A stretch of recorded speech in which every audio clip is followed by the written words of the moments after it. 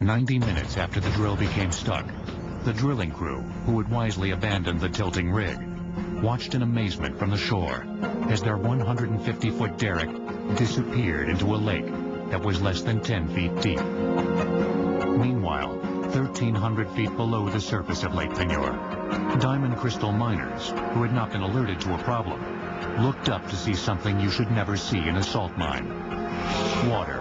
Water flowing through salt tends to dissolve the salt. As you increase the volume of water, you increase the volume of salt that can be dissolved. Soon it was clear. LakePeigneur was draining through the hole bored by the drill bit and into the salt mine. As the 2.5 billion gallons of LakePeigneur surged into the mine with 10 times the pressure of a fire hydrant, a mighty whirlpool was forming on the surface. Remarkably, thanks to well-rehearsed evacuation drills and the heroics of several miners, all 55 people in the mine managed to get out. But back on the surface, the chaos was just beginning. The whirlpool is basically a vortex of water and mud that is flowing down into a fairly confined space. And that whirlpool is basically flowing downwards under the force of gravity, pulling sediment and other materials down with it. The whirlpool's sucking force pulled heavy-duty barges toward it as their crews leapt for safety. Men watched with jaws agape as 11 barges and a tugboat disappeared into the vortex. Those are 4 fully loaded flatbed trucks spinning helplessly in the whirlpool.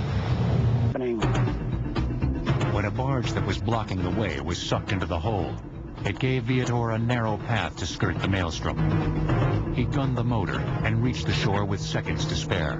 Viator then tied his boat to a tree. When I looked like this, I seen my boat that I had tied to the tree, and there it was going into the whirlpool. So that's the last thing I've seen, my boat tied up to the tree going into the hole. By that point, the whirlpool was sucking down Jefferson Island itself. Before evening, 65 acres of land, including much of Live Oak Gardens, would end up at the bottom of the mine. 150-year-old trees were snapped in half. There were pecan trees that were 150 feet tall down here in this woods, and to stand there and watch them drop completely out of sight was, yeah. Along the shoreline, along the Live Oak Gardens and the Jefferson Island Mansion, you're basically seeing what are called landslides, where the ground is actually shearing and breaking apart, and gravity's pulling these blocks down into the hole. Look at this over here, look! Look at that going in there. Look at this! That house that we were standing on, all you see now is a chimney. The house sank about 30 feet. Could things get worse? Yes. Delcom Canal, which normally flowed away from LakePeigneur and into the Gulf of Mexico, actually reversed direction under the intense sucking power of the whirlpool. As the water rushed into the now nearly empty lake bed, it formed a 150-foot waterfall, the highest ever in Louisiana. That's the only time the Gulf of Mexico flew north, basically. So that's a lot of water to fill up that hole. As the water rushed into the mine, its rapid displacement of the underground caverns shot a deafening blast of compressed air, and later, a 400-foot geyser up from the mine shaft. To see something like this, it was terrible, really. I thought it was the end of the world. It took 2 days for the canal's water to fill up the mine and LakePeigneur.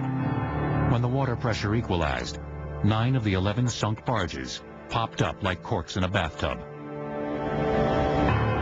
The drilling operation and the underground salt mine were complete losses. The cause of the disaster was never officially determined, since all the evidence was at the bottom of a 1,500-foot water-filled salt mine. But there's no definitive evidence that the mine itself was structurally unsound. The culprit was most likely a 14-inch wide drill bit.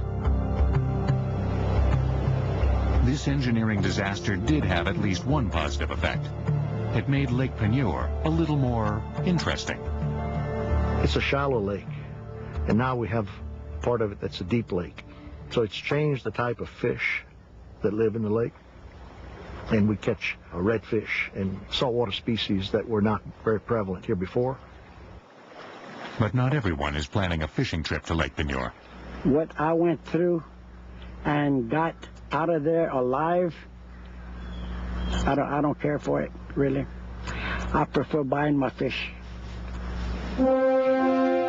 It can hardly be said that the Jefferson Island disaster had a happy ending. The loss to livelihoods and cherished property was devastating.